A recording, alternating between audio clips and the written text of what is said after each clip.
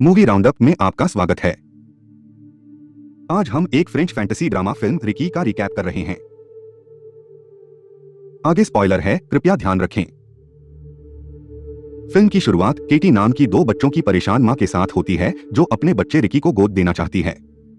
केटी एक कारखाने में कम वेतन वाली नौकरी करती है और पूर्वी पेरिस में वेलफेयर हाउसिंग में रहती है। वह कहती है कि वह रिकी और उसकी बेटी लिली की देखभाल नहीं कर सकती। ये एक बड़ा फैसला है और उसे कहा जाता है कि यह सुनिश्चित करने में अधिक समय व्यतीत करें कि वह सही कदम उठा रही है। इसी बीच सामाजिक कार्यकर्ता यह देखने की पेशकश करता है कि रिकी की देखभाल करने के लिए घरेलू मदद की व्यवस्था की जा सकती है। केटी को पुलिस में रिपोर्ट दर्ज कराने की भी सलाह दी जाती है कि उसके बच्चे के पिता ने उसे छोड़ दिया है। बेबी रिकी के जन्म से पहले फिल्म फिर अतीत में चली जाती है।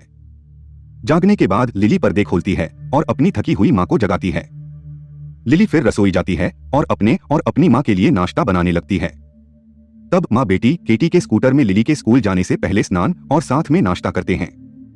केटी उसे अलविदा कहने से पहले उसे लेने का वादा करती है और अपने काम पर चली जाती है। फैक्ट्री में केटी ने पाको सांचेज नाम के एक व्यक्ति के साथ आंखें मिलाईं। एक ब्रेक के दौरान पाको उसके पास जाता है। केटी ने उसे एक सिगरेट जलाई और पाको ने खुलासा किया कि उसने हाल ही में कारखाने में काम करना शुरू किया था। दोनों वॉशरूम में संभोग करते हैं। नतीजतन केटी अपना काम को पूरा करने में समय लेती है और अपने बॉस के साथ परेशानी में पड़ जाती है जो उसे आलसी कहता है। केटी फिर लिली को स्कूल से लेने देर से आती है। इसके अलावा वह लिली का हेलमेट लाना भूल जाती है और वह लिली को अपना हेलमेट देती है। अगले दिन पाको कारखाने के बाहर केटी से मिलता है। केटी ने अपनी शर्मिंदगी व्यक्त की कि उन्होंने पहली मुलाकात के ठीक बाद संभोग करा। उसने कहा कि यह आम तौर पर नहीं होता। पाको कहता है कि वह भी पहली मुलाकात पर हुकअप नहीं करता है। कुछ और छोटी सी बात करने के बाद पाको उसको डेट पर जाने के लिए कहता है। कंपनी के लिए तरस रही केटी उत्साहित होती है और वह ऑफर स्वीकार करती है। लिली को बहुत निराशा होती है जो अपनी मां के साथ खेलना चाहती थी। डेट पर पाको केटी से लिली के पिता के बारे में पूछता है और वह बताती हैं कि वह दक्षिणी फ्रांस में रहता है। लिली के पिता चाहते थे कि केटी उसका गर्भपात कर दें, इसलिए वह केटी और उनकी बेटी से कोई लेना देना नहीं चाहता। इस बीच पाको ने खुलासा किया कि जब वह यंग था तब उसकी शादी स्पेन में हुई थी। डेट के बाद केटी उसे वापस घर ले जाती है और दोनों फिर से प्यार करते हैं। केटी और पाको के प्रेम प्रसंग की आवाज के कारण बेचारी लिली को सोने में मुश्किल होती है। अगले दिन लिली केटी और पाको के साथ नाश्ता करने के लिए आती है। केटी कोशिश करती है अपनी बेटी को पाको से मिलवाने के लिए, लेकिन लिली की कोई दिलचस्पी नहीं है और वह वापस कमरे में चली जाती है।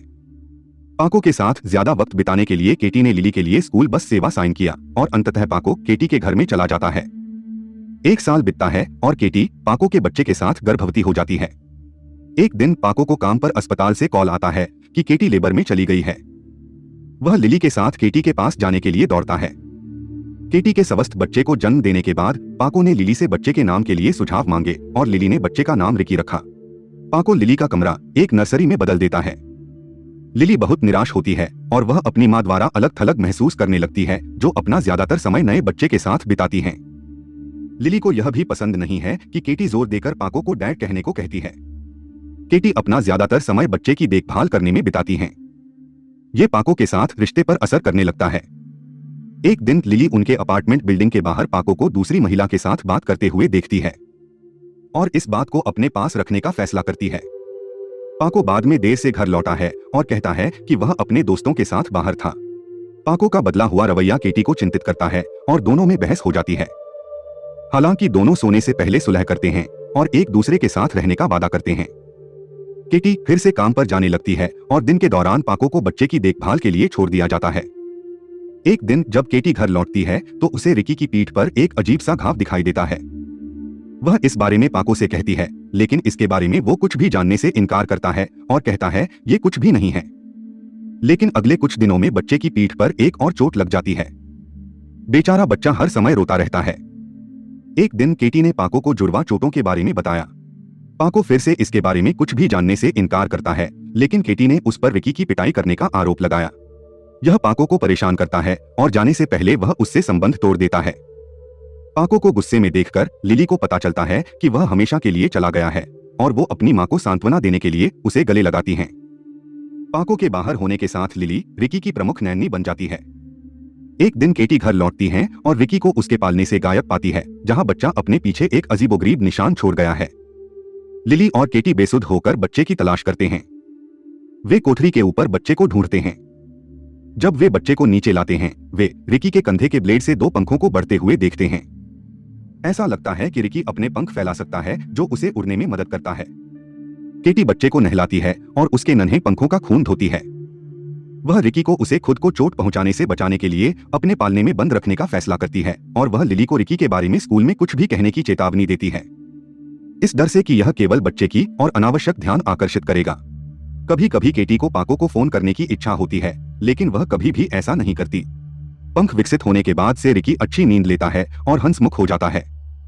एक सप्ताह में रिकी के पंख 17 सेंटीमीटर लंबे हो जाते हैं और केटी बच्चे के लिए एक कस्टम ड्रेस डिजाइन करती है। जैसे जैसे समय बीतता है, रिकी अपने पंख विकसित करता है। एक दिन पाको अचानक लिली के स्कूल में आता है और उससे केटी और रिकी के बारे में पूछता है। वह उसे घर ले जाने की पेशकश करता है, लेकिन वह प्रस्ताव को ठुकरा देती है और अपनी बस में बैठ जाती है। जैसे जैसे रिकी बड़ा होता है, केटी उसके लिए एक हेलमेट और घुटने के पैड खरीदती है, ताकि वह बिना खुद को चोट पहुंचाए उड़ सके। लिली पाको के बारे में बताने की कोशिश करती है, लेकिन केटी उसे बीच में रोक देती है क्योंकि रिकी अच्छी तरह से सोने लगा है। बाद में लिली पाको के बारे में भूल गई। चीजें आखिरकार अच्छी होती दिख रही है। केटी 2000 यूरो की लॉटरी जीती है, जिसका उपयोग करके वे क्रिसमस की खरीदारी के लिए जाते हैं। दुर्भाग्य से जब लिली और केटी विचलित होते हैं, तो रिकी अपनी जैकेट निकालने में सफल होता है और उड़ना शुरू हो जाता है। केटी और लिली बच्चे को चोट पहुंचने से रोकने के लिए उसके पीछे भागते हैं। अधिकारियों ने जल्द ही अजीब बच्चे को पकड़ने के लिए पूरी दुकानें बंद कर दी। पुलिस की एक पूरी सेना बच्चे को पकड़ने की कोशिश करती है, लेकिन सफलता नहीं मिलती है। आखिरकार केटी की सलाह पर वे लाइट बंद कर देते हैं और बच्चा पकड़ लिया जाता है। केटी को रिकी को अस्पताल ले जाने के लिए मजबूर किया, जहां डॉक्टर बच्चे की जांच करते हैं। प्रधान चिकित्सक बर्नार्ड रिकी के परीक्षणों के लिए अस्पताल में रखने के लिए केटी की अनुमति मांगता है। वह यह भी कहते हैं कि रिकी को ठीक से विकसित होने के लिए एक विशाल वातावरण की आवश्यकता है। केटी ने प्रस्ताव को अस्वीकार कर दिया, और जब वह अपने बच्चे को घर ले जाने के लिए आगे बढ़ी, वह बच्चे की एक झलक पाने के लिए बेताब लोगों और मीडिया से घिर गई। कई दिन बीत जाते हैं, लेकिन मीडिया केटी के अपार्टमेंट परिसर के बाहर डेरा डालना जारी रखता है। उड़ता हुआ बच्चा एक अंतर्राष्ट्रीय सनसनी बन गया है। एक रात्रि रिकी रोना बंद नहीं करता, इसलिए लिली उसे अनजाने में अपने कमरे में उड़ने देती है। केटी स्नान कर रही है। अचानक दरवाजे की घंटी बजती है और पता चलता है कि यह पाको है। लिली अपनी मां को बुलाती है। केटी लिली को उसे पाको के साथ अकेला छोड़ने के लिए कहती है। केटी और पाको एक दूसरे से माफी मांगते हैं और जल्दी से अपने रिश्ते को फिर से जगाते हैं। लिली निराश है। वो अपने सौतेले भाई को अपनी चिंता व्यक्त करती है, जो फिर से ऊपर की ओर उड़ गया है। वह परेशान है क्योंकि उसे लगता है कि अब पाको फिर से वापस आ गया है। केटी अपना ज्यादातर समय उसके और रिकी के साथ बिताएगी। पाको ने खुलासा किया कि इस समय उसने पेरिस के एक रेस्तरां में काम किया। जब केटी उससे उसके अफेयर्स के बारे में बात करती है, तो वह कहता है कि उसने 1 या 2 महिलाओं के साथ संबंध बनाए, लेकिन यह कुछ भी गंभीर नहीं था। बाद में पाको अपने बेटे से मिलता है। रिकी अपने पिता को नहीं पहचानता है, और जब पाको उसे पकड़ने का प्रयास करता है, तो वह उड़ने की कोशिश करता है। खुद को चोट पहुंचाने के बारे में चिंतित केटी उसे अपनी ओर बुलाती है, लेकिन पाको की उपस्थिति बच्चे को डराती है और वह नीचे आने से इनकार करता है। वे अंततः बच्चे को नीचे लाते हैं और पाको बताता है कि रिकी के बड़े होने के लिए कमरा बहुत छोटा है, लेकिन केटी उसे चुप रहने के लिए कहती है क्योंकि वह रिकी से अलग नहीं होना चाहती। फिर पता चलता है कि रिकी ने उड़ने से खुद को चोट पहुंचाई है और वे तुरंत डॉक्टर को बुलाते हैं। डॉक्टर बर्नार्ड रिकी के घाव का इलाज करते हैं और पाको की बात दोहराते हैं। उनका कहना है कि अपार्टमेंट रिकी के बड़े होने के लिए सुरक्षित नहीं है। डॉक्टर रिकी के पंख को हटाने के लिए एक सर्जरी का सुझाव देते हैं जो सुरक्षित है, लेकिन दर्दनाक है। केटी ने अपने बच्चे की सर्जरी कराने से इनकार कर दिया। बाद में उस रात लिली को रिकी के पंखों को कैंची से काटने की इच्छा हुई, लेकिन इससे पहले पाको रिकी को शुभ रात्रि कहने के लिए कमरे में आता है। लिली अपने बिस्तर पर वापस भागती है। अगले दिन नाश्ते पर पाको मीडिया को पैसे के बदले रिकी पर एक डॉक्यूमेंट्री बनाने का सुझाव देता है। उसका कहना है कि यह रिकी की देखभाल के लिए आवश्यक साधन देगा। इससे केटी परेशान हो जाती है और वह पाको पर रिकी से पैसा कमाने के लिए वापस लौटने का आरोप लगाती है। पाको जोर देकर कहता है कि वह केवल अपने परिवार की देखभाल करने के लिए लौटा है और याद दिलाता है कि केटी ने पहले भी उस पर आरोप लगाया था। पाको ने उसे इस बात पर भरोसा करने के लिए कहा। बहुत समझाने के बाद केटी उसे रिकी की फिल्म की अनुमति देती है।